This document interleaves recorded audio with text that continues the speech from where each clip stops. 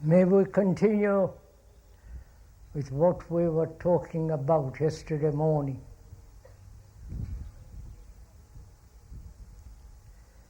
For those who were not here yesterday, may we repeat something of what we said.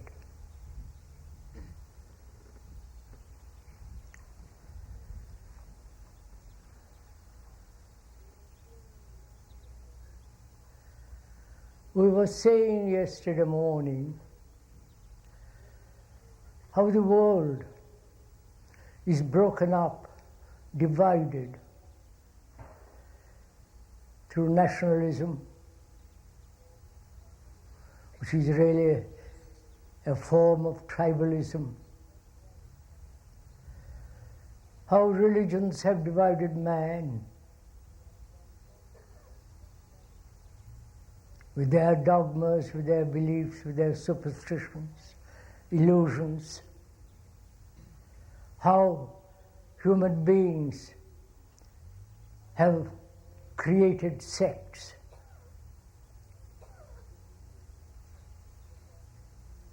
Each one believing that they are going to lead mankind to a different kind of physical world and a so-called spiritual world.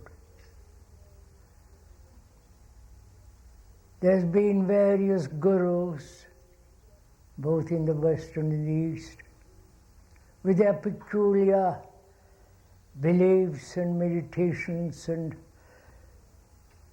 all that business. It's really a good business. And also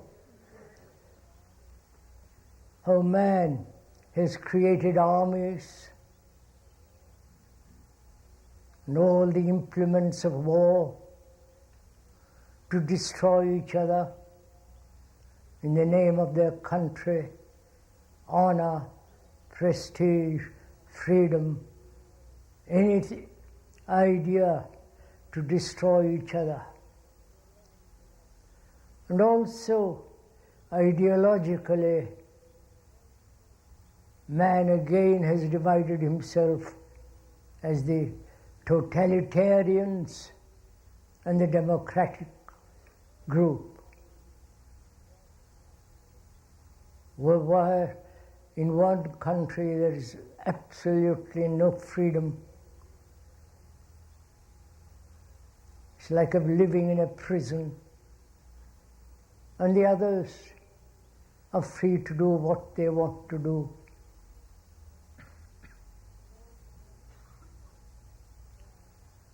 And also, man has divided himself with his beliefs. Take in this little valley, if you observe or if you have gone around, there are so many little sects, so many different congregations, different beliefs, different ideals, different prejudices, bias, and so on. They represent the world which is similar, with their bias, conclusions, ideals, faiths, following this person and worshipping that person, that symbol or the another kind of symbol in the East or in the West. Wherever you go, you see this extraordinary phenomenon that man, throughout his life, has broken not only the earth, the American earth, the English earth, the French and the Russian and the Asiatic world. Whatever he has touched has brought about misery. And also technologically, he has brought about great benefits. Technologically also, he's created wars. And so we were saying yesterday, the scientists have not helped man, has helped him technologically. But also he has helped to bring to further wars, the atomic bomb and the conventional war. So that scientists have not basically, fundamentally brought about a mutation in man's conditioning, nor the politicians, nor the religious leaders, the organized belief, the organized faith, the organized conventional worship of a symbol of a person, of a savior.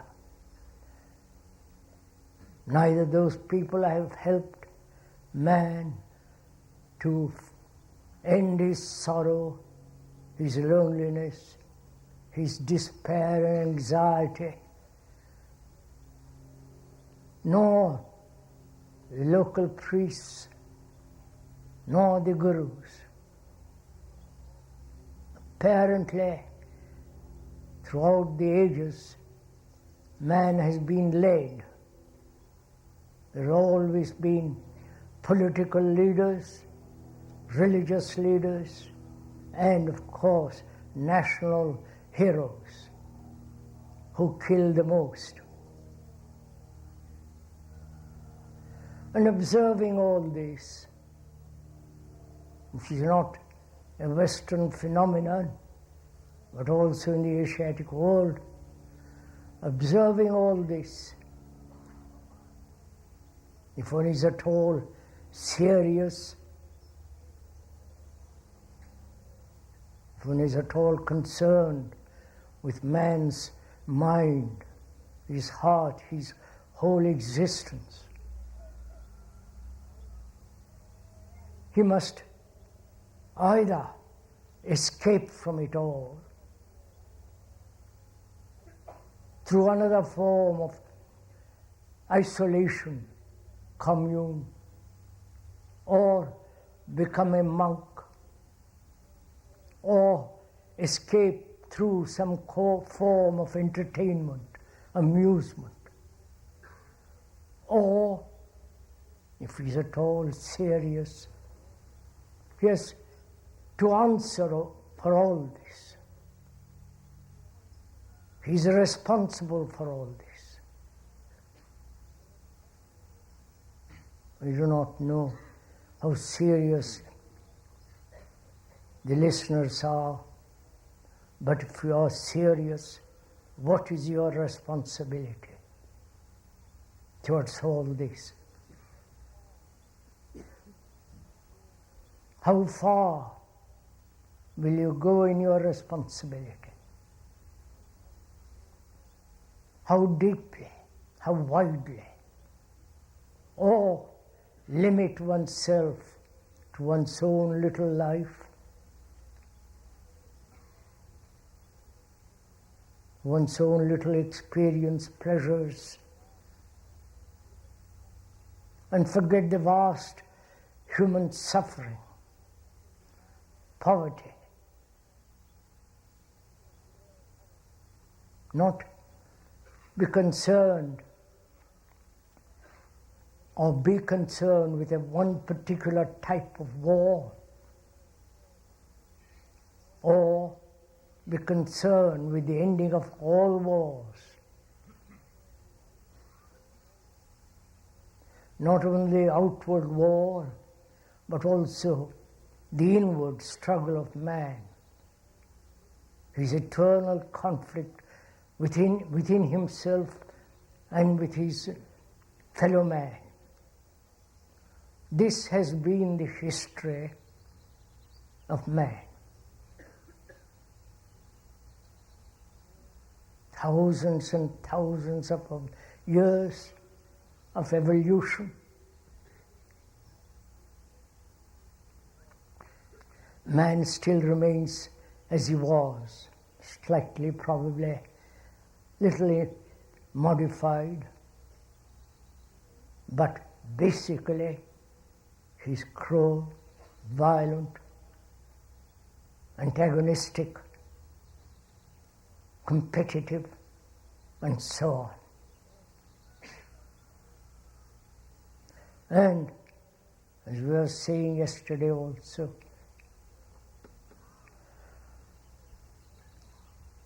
each one of us thinks we're independent individuals with his own narrow problems and limited points of view.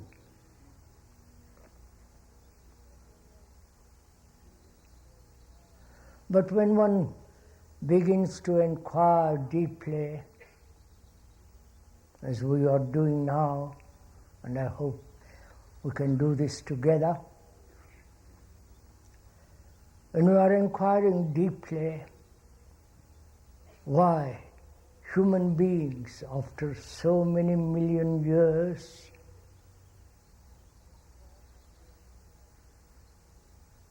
why have we become like this? Divided, fragmented, contradictory, confused, everlastingly seeking pleasure, never ending his sorrow, never comprehending his relationship to the world and to each other. Why there is this infinite conflict between man and man. We were saying also yesterday morning that our consciousness, that is what you are, what you think, what you feel, your reactions, your beliefs, your conclusions, your experiences, your knowledge, your fears, anxieties, loneliness, despair and sorrow, and the fear of death is common to all mankind. Wherever you go, man is conditioned to this state. Wherever you live, whether in the affluent society or in some poor village, in a hamlet, far from civilization,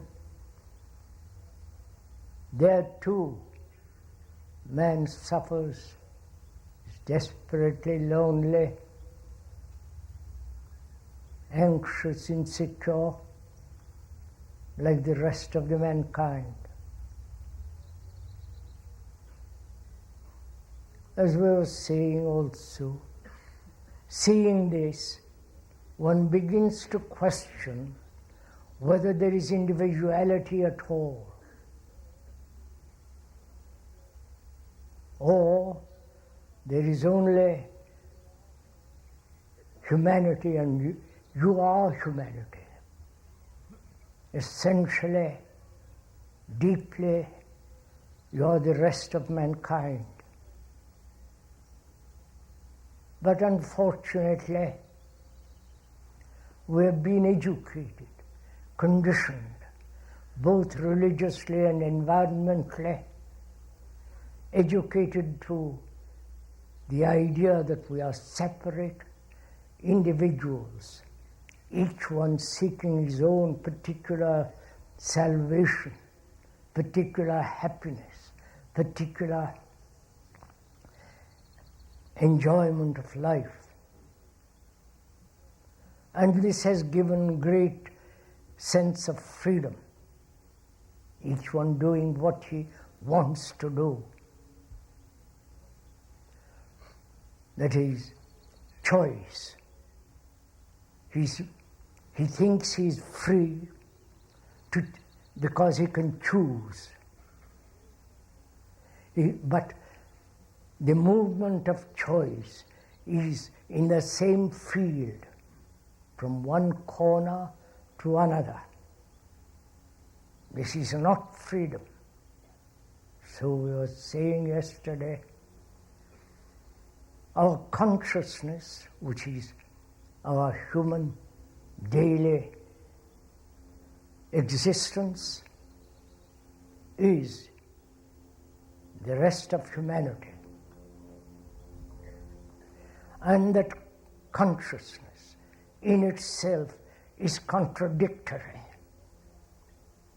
in itself broken up, fragmented.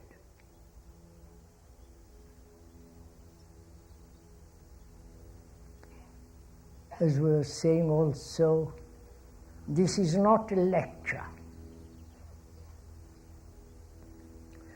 Lecture being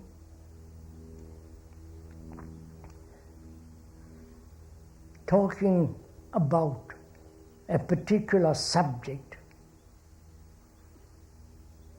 in view of giving further information about that subject. This, in that sense, this is not a lecture, but we are thinking together, if that's at all possible. Thinking together, observing together this extraordinary phenomenon of what man has become, what he has done with the world, with his own life and with the life of the world around him. And so we are observing very closely, impartially, dispassionately what we are and what we have made of the world. So please, if you're at all serious, and one must be serious because the world is in a terrible state. There's tremendous danger for each of us.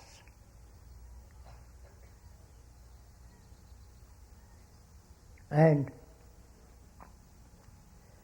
so we are thinking together, observing together, not agreeing together, not seeing things as I see it or as you see it, with our own particular bias, our own prejudices, our own nationalistic, idiotic points of view, but rather be free to observe.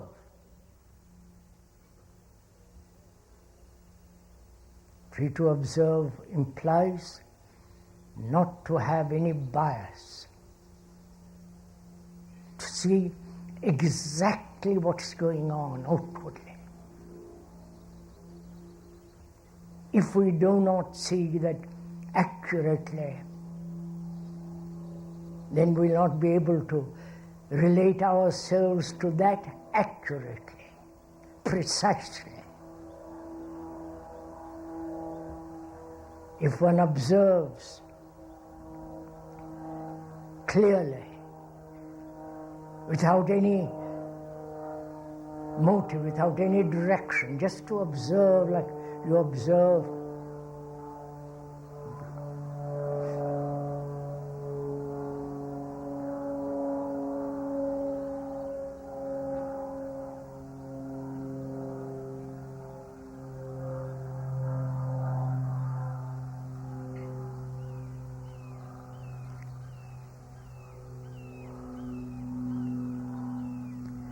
as you would observe a mountain. It is there. majestic, silent, immovable.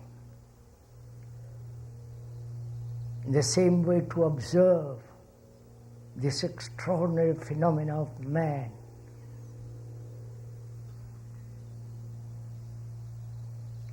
So we are together observing closely, hesitantly, attentively, this movement, this tide that goes out and comes in, which is what we are. We create the world, and then by the world we are trapped. We have created this society.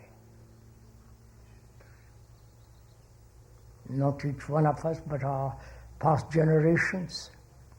We have those and us have created this present immoral, destructive society.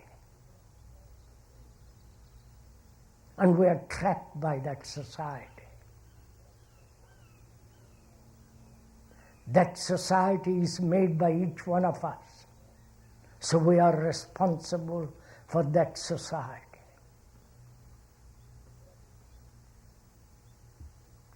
Whether it is possible not to change society, but is it possible to radically, deeply transform our conditioning, which is understand deeply our consciousness, which is what we are. Is it possible to transform not into something, but to change, bring about a mutation in the very structure and nature of our consciousness?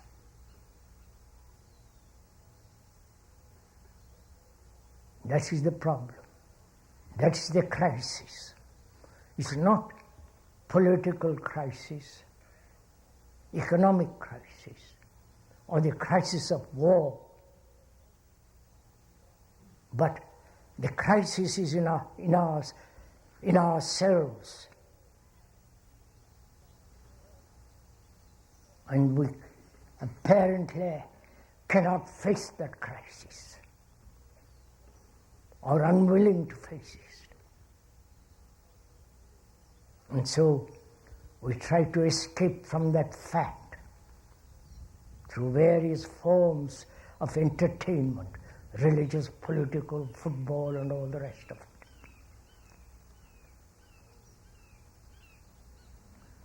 And also, as we were saying yesterday morning,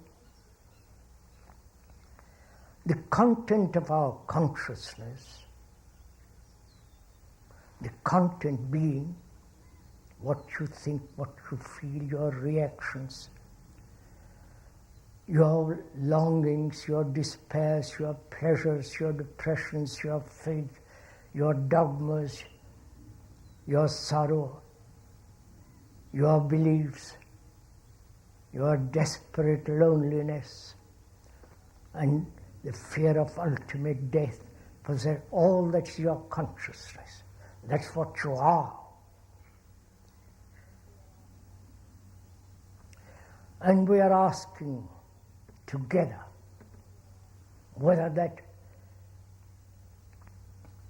the content can the content end?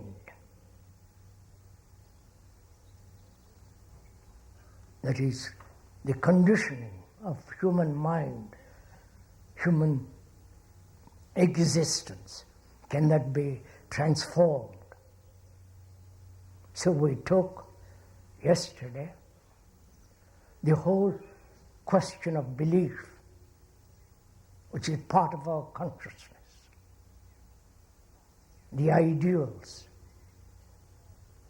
the faiths that divide man against man, the totalitarian ideology and the democratic ideology, the Catholic ideology and the Protestant ideology. Their belief, their dogmas, their violence,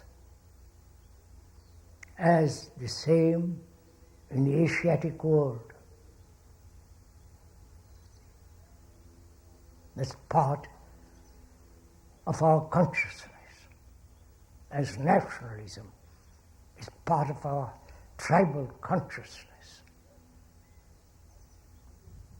Whether that belief can end totally, completely, having no belief ideals at all, but actually face facts as they are, not as they should be.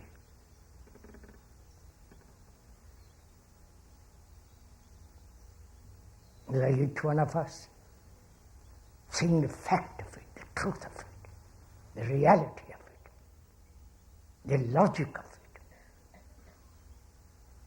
Whether we can be free totally from belief, from ideals, ideology. This requires a great deal of investigation, attention, energy to find out how our minds are crippled with beliefs and ideologies.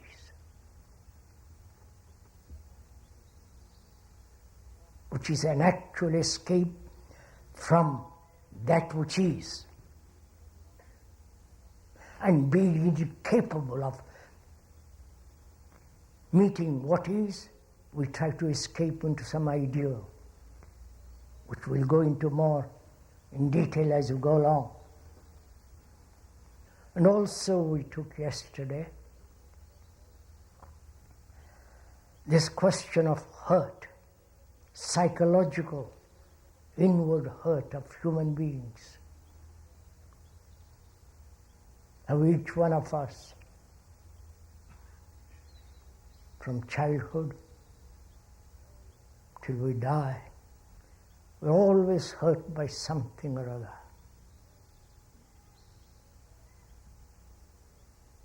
If you're aware of it as you're sitting there, I hope comfortably,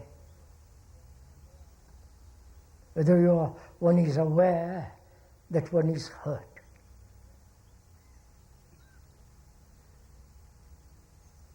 Deeply hurt by the parents, by the school, through comparison, through some kind of harsh word, through a gesture.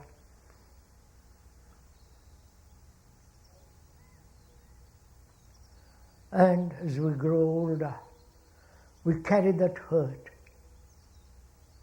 consciously or unconsciously, deeply. And the consequences of that hurt are incredibly complex. Because when one is hurt, one is afraid of getting more hurt. And the action from that hurt are either neurotic, defensive, and to defend oneself further from being hurt. And therefore, fear involved in that hurt. That's part of our consciousness. As we said, that hurt is the image we have built about oneself.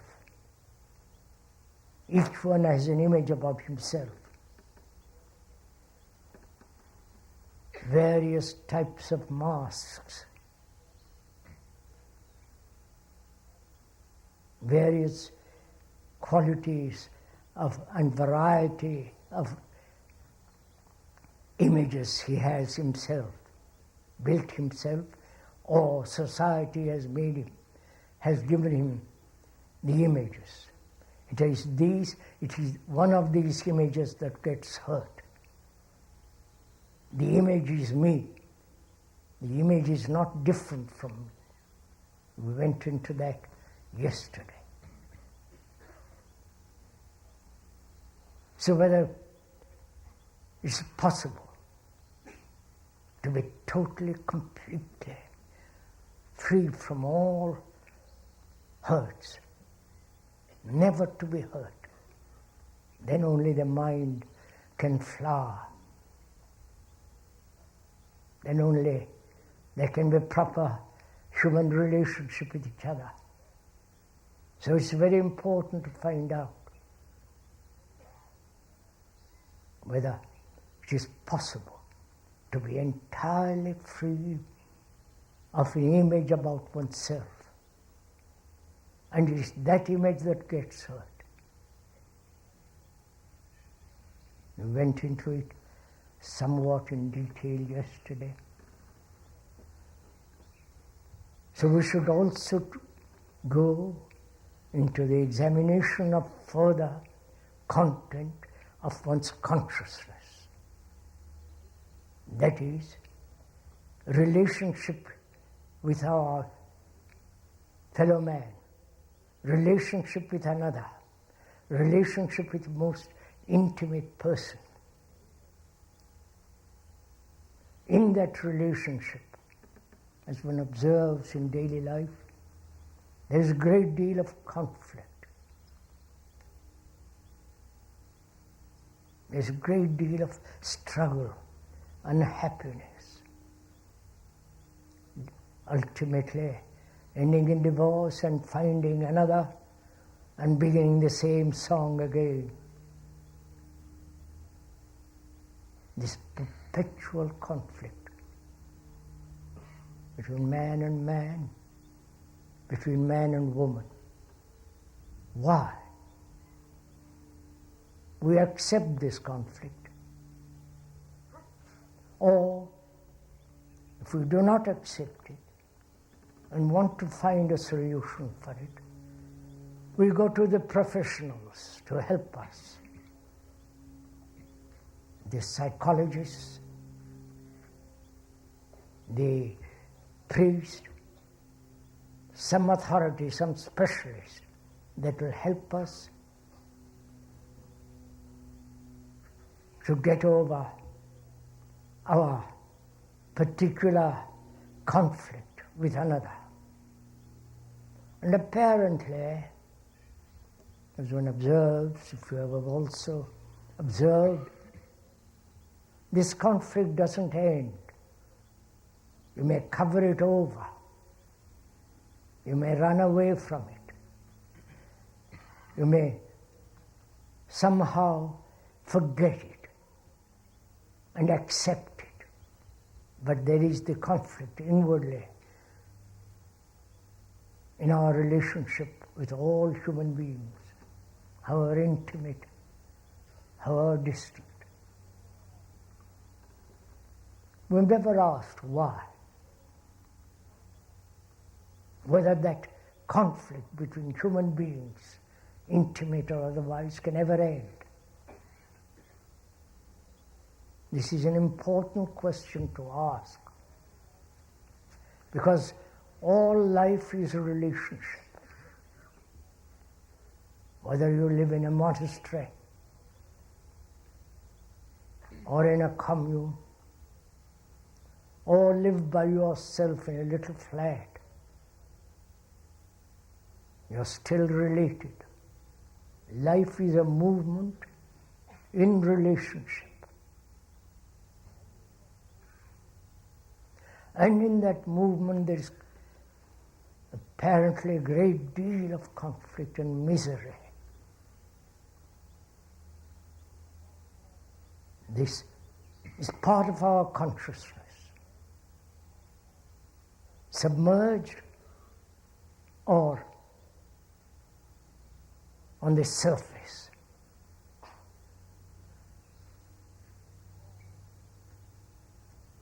Why after a million years with all the information that we have, all the information which has become our knowledge, has not prevented us from this sorrow conflict of this relationship. Please ask yourself this question. I am not asking you to ask this question, which is a natural question. We have to face this problem and resolve it. If it is not resolved, if we live in conflict, we will inevitably create a society that will perpetuate this conflict.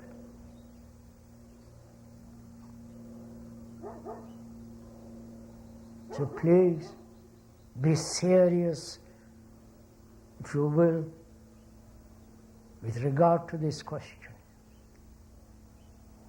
because it's very important, because we are facing wars. War is this ultimate result of our endings, conflict within ourselves, conflict with our most intimate persons. So this is a very serious question which one must find an answer and resolve it.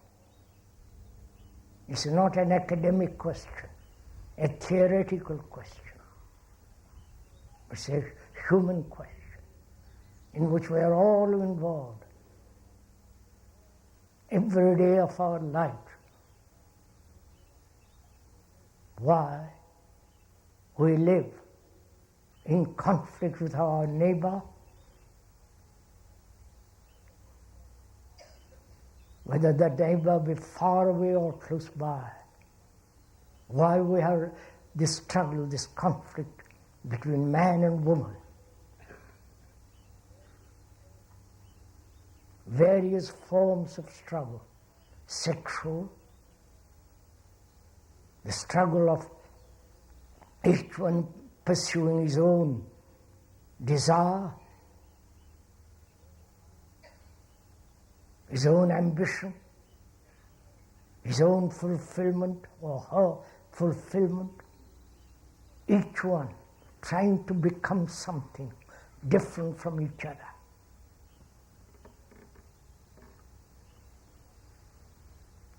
This is an obvious daily fact. You may meet in bed, but each one is pursuing different lines. That's like two parallel lines never meeting. And this is called relationship, in which there is no actual sense of love, which we'll go into. Love is not pleasure. Love is not desire.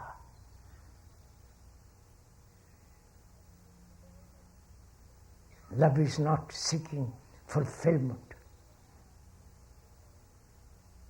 But we have made our relationship with each other a sense of fulfillment, pleasure, something to be desired, and so on. So why do human beings, so technologically intelligent, such extraordinary capacity and energy, why human beings have not solved this most essential question, problem?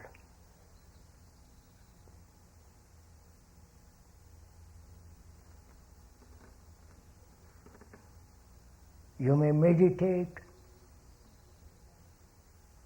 you may seek enlightenment,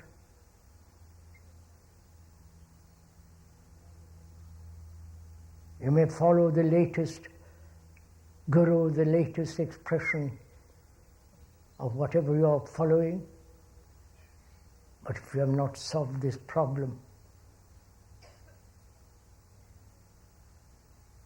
all your spiritual attainments and technological achievements have no value at all. Because our life is relationship. Our life is something that cannot be lived by yourself in isolation. And because we live or attempt to live in isolation, we are bringing about great catastrophe. As a group, as nations which are isolating themselves, the American, the British, the French, the Russian, the Indian, and so on. This is a form of isolation. And in that isolation they are trying to find security. There is no security whatsoever in isolation.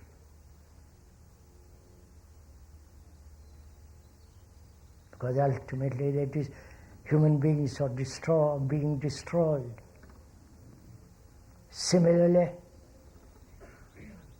if we have not resolved this essential, basic question of relationship,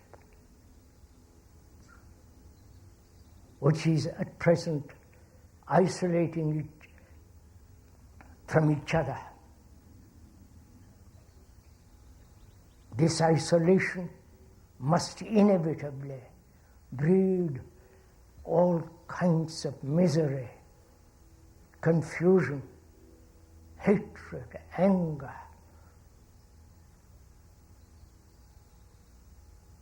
So is it possible to have a relationship in which there is no conflict whatsoever?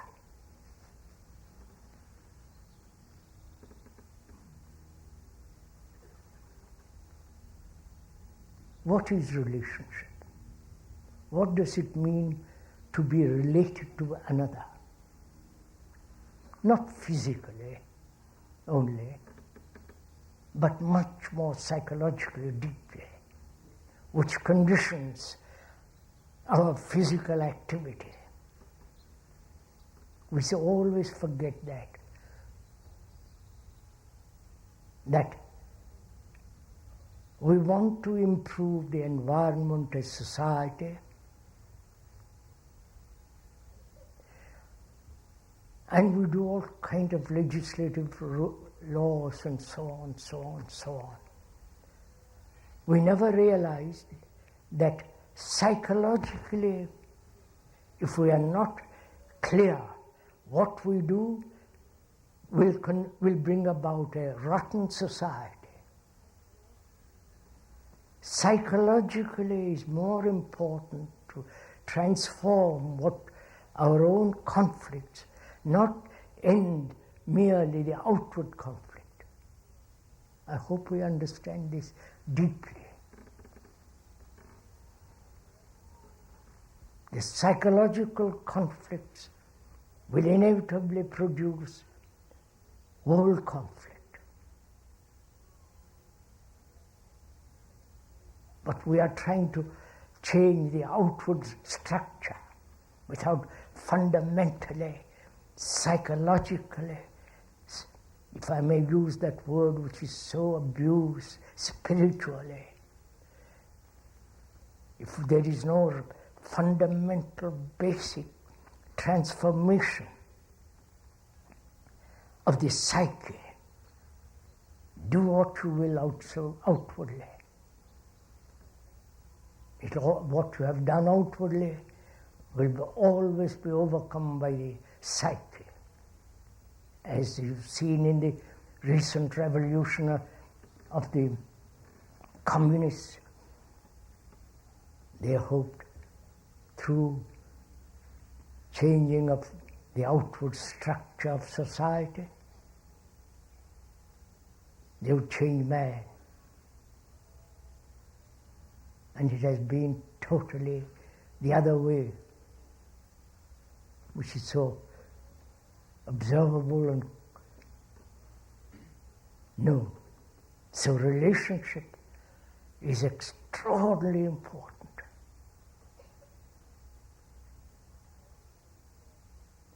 And why is there this division between man, woman, between himself, within himself, and with his neighbor? The whole process of relationship.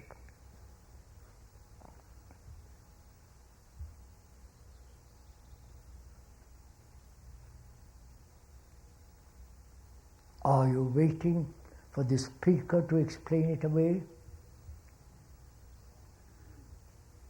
Why we live in conflict with each other, man, woman, and so on? Or we are together observing this phenomenon. Observing, not trying to resolve it. To observe first. And to understand how to observe, not how to resolve the problem. You understand? There is the problem. I'm not married. Suppose I'm married, I have a wife. I'm pursuing my own desires, my own ambition, my own success and so on. And she's also doing the same thing in a different form. And we may have sex and all that, children. But we two are separate entities, pursuing our own goals, our own ways, our own fulfillment, our own doing our own thing, as you call it.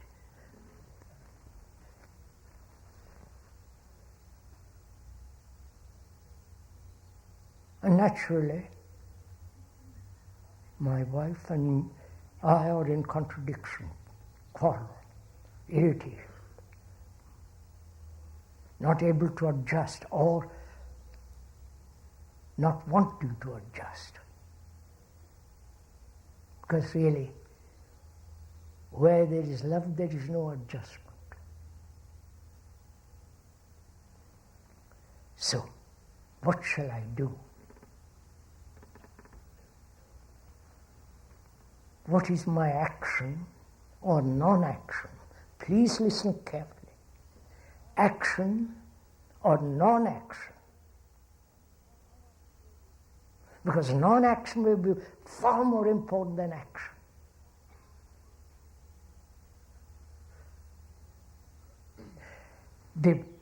The negation is the most positive action.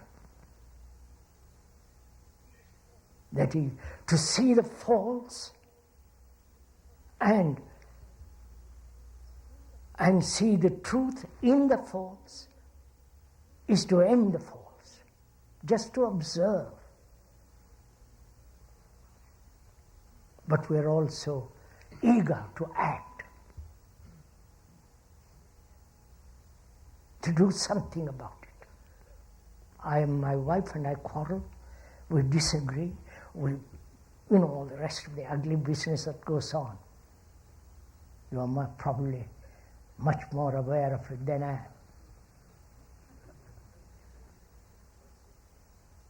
The terrible tension, the loneliness, the ugliness of it all. Now, together we're going to observe, not to resolve the problem. Please listen carefully. Not to resolve, not to end it. or try to find a solution for this. But together we'll observe.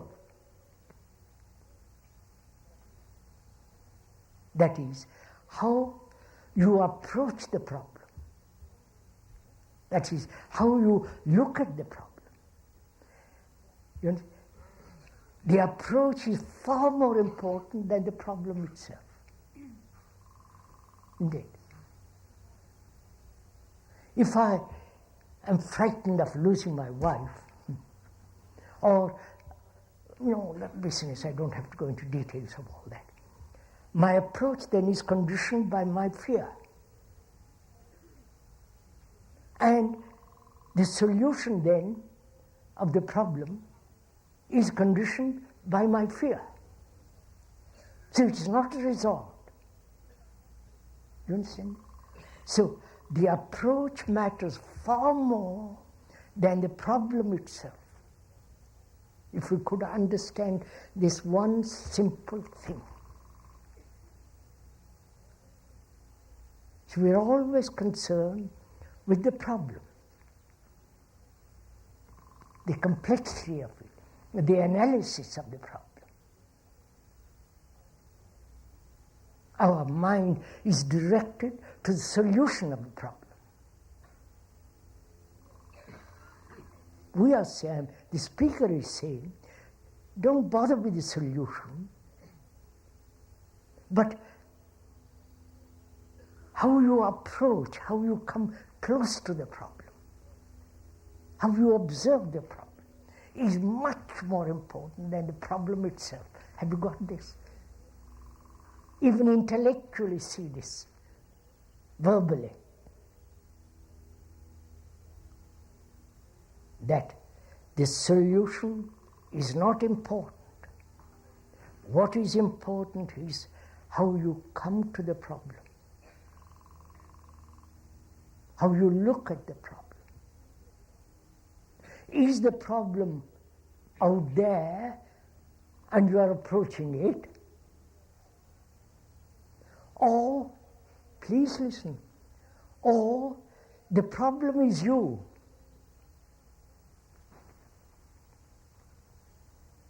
You understand? I won't go into that for the moment, but that leads us somewhere else. So as we are saying, the approach to the problem is all important. Right? Can we move from there? You are moving, not I am not moving.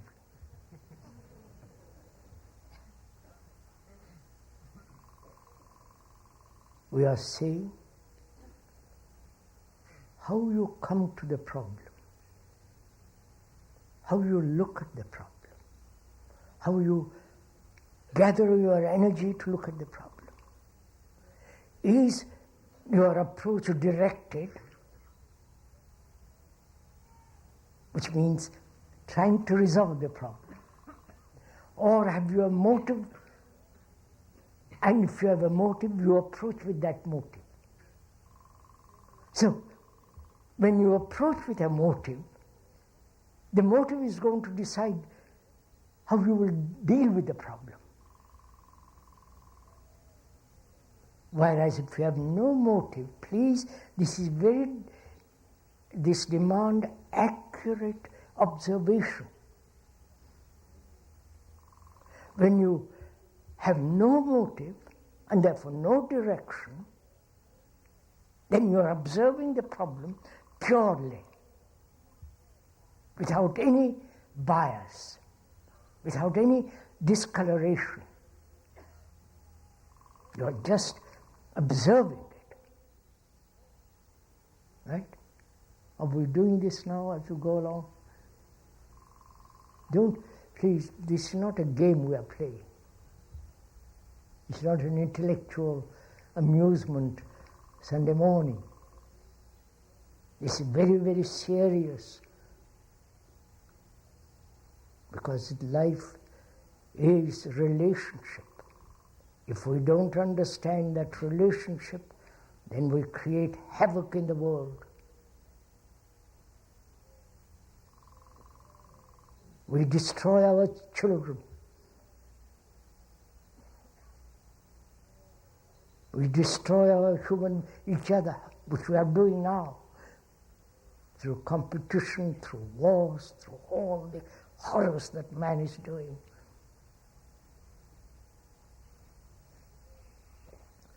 So, together we are observing. Why human beings cannot live at peace with each other. That is the fact.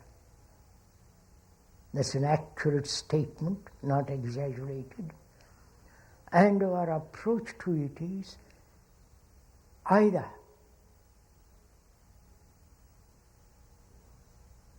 pure, non-personal, objective observation, or you are approaching it with a personal reaction. If you are approaching it with a personal reaction, it will go on forever, the conflict. But if you approach it objectively, dispassionately, without any direction, you understand? What is then the state of your mind? Please follow this. What is then the state of your mind which looks at the problem? You've understood this? Have you understood somebody? There is.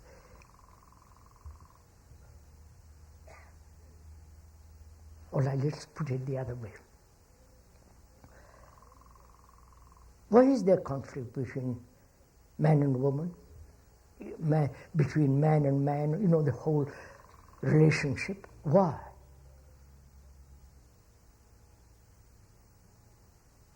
Look at it, please. Answer it yourself. Go into it yourself. Don't depend on me, on the speaker. It's not worth it. It has no value. It's just a verbal entity, a telephone. But you have to find the answer. Why? Is it we're observing together? So you're not learning it from the speaker. It's not teaching you anything. Please understand this. It's not teaching you a thing.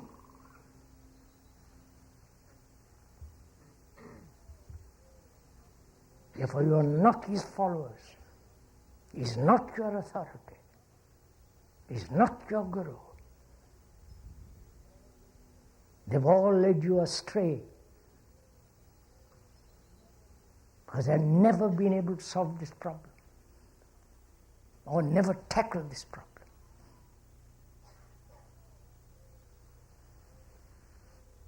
So, in observing together, we're going to discover why this conflict exists, whether it's possible to end completely, not theoretically, not for a day, end it.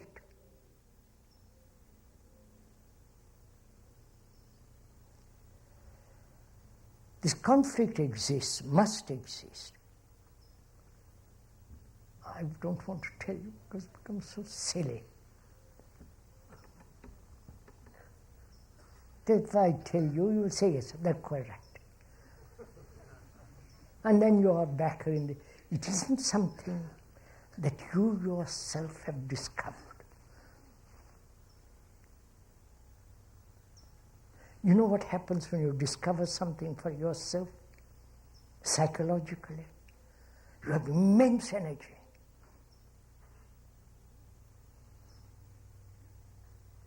And you need energy to free the mind of its conditioning.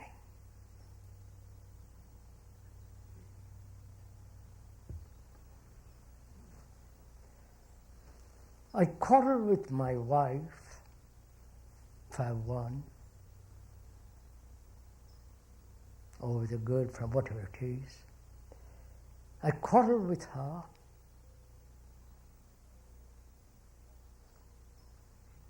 Because I'm a lonely man.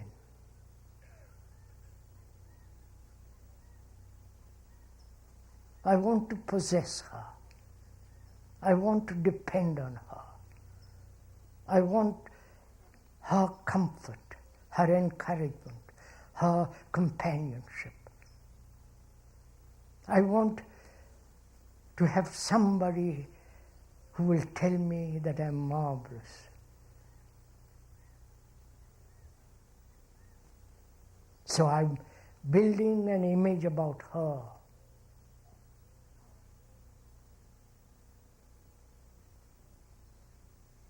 And she also wants to be possessed, wants to fulfill in me sexually,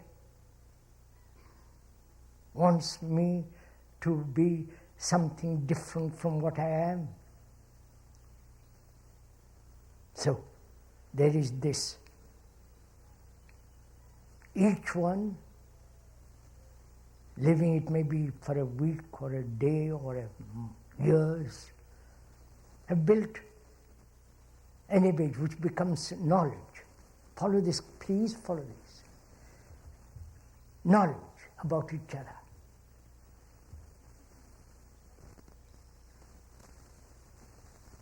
Knowledge. May I go into it a little bit? This is serious. Knowledge is destructive in relationship.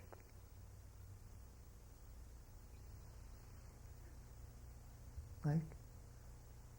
If you once understand this,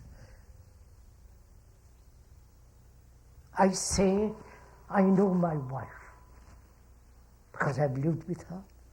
I know all her tendencies, her irritations, her impetuosity, her jealousy, which becomes my knowledge about her, how she walks, how she does her hair, how she moves, you follow? I have collected a lot of information, knowledge about her. And that she has collected a lot of knowledge about me. So, the past, you follow? Knowledge is always the past, right? There's no knowledge about the future. Predictable, you understand? So I have knowledge about you, we have knowledge about each other, right? So I have to inquire a great deal into the question of knowledge. What place has knowledge in life?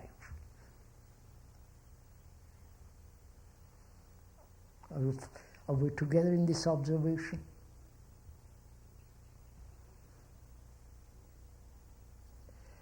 Will knowledge transform man? What place has knowledge in the mutation or in the ending of conditioning? This is conditioning. I have conditioned, I have conditioned through knowledge her, and she has conditioned me through knowledge. You following all this? We are together in this. We are observing together. Please, I am not teaching you. You are observing with all your energy, with capacity to see this fact. That where there is knowledge in relationship, there must be conflict. I must have knowledge how to drive a car, how to write a sentence, how to speak English or French or whatever language it is. Or I must have technological knowledge. From a good carpenter, I must have knowledge about the wood tools I use and so on. But in relationship with my wife, or with a friend, whatever it is. That knowledge which I have gathered together, put together through constant irritation, constant separation, ambitions, this knowledge which I have acquired, that knowledge is going to prevent actual relationship with another. Right? Is this a fact? Or is this merely a supposition, a theory, an idea? An idea is an abstraction of a fact. Right? The word idea, Greek, means to observe, to see, to come very close to perception. Not make an abstraction of an idea. Make an abstraction which becomes an idea. So we are not dealing with ideas, but we are dealing with the actual relationship which is in conflict. And that conflict arises when I have accumulated lots of information about her and she has inquired a lot about me. So our relationship then is based on knowledge. And knowledge can never be complete about anything in life. Please realize this. Knowledge must always go with the shadow of ignorance. Right? You can't know about the universe. Astrophysicists may describe, but to be aware of that immensity, no knowledge is required through information. You have to have that mind that is so vast, so completely orderly as the universe is. Then that's a different matter. So similarly, knowledge is in relationship, brings about conflict. See the fact, not accept the fact. See the fact that knowledge has importance in one direction, in the other it has not. The negation is the most positive, you understand? Right? Can we go from there a little more? That is,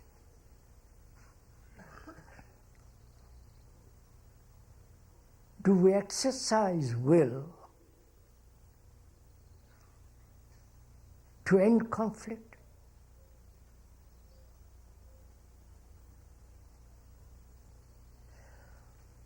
That is, to inquire whether will, that is positive action, I want to end this conflict, whether that will bring about the cessation of conflict, which we have done this before. So, it's very important to understand the place of knowledge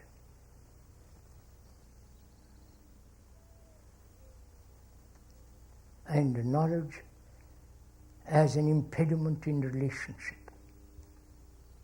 Love is not knowledge. Love is not remembrance.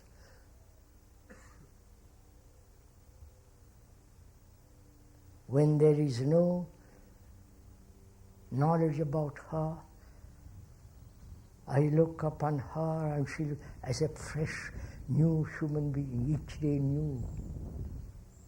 You know what it does? You people don't know anything about all this. You're too learned, you're full of book knowledge, what other people have said. And that's why this becomes so awfully difficult to comprehend, a very simple thing like this.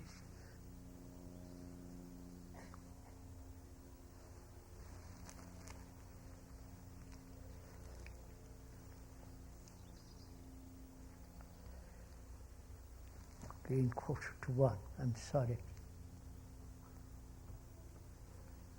We'll continue next Saturday and Sunday, because we are dealing with a very complex problem of living. And that living is the understanding of our content of our consciousness. As long as we have not comprehended the totality of that consciousness, we'll always be in disorder. And disorder is the very nature of our consciousness. And that's why we took faith, belief, hurt, relationship. It's part of our consciousness. And out of this disorder of our order can be brought about, which we'll talk about next Saturday and Sunday. May I get up now?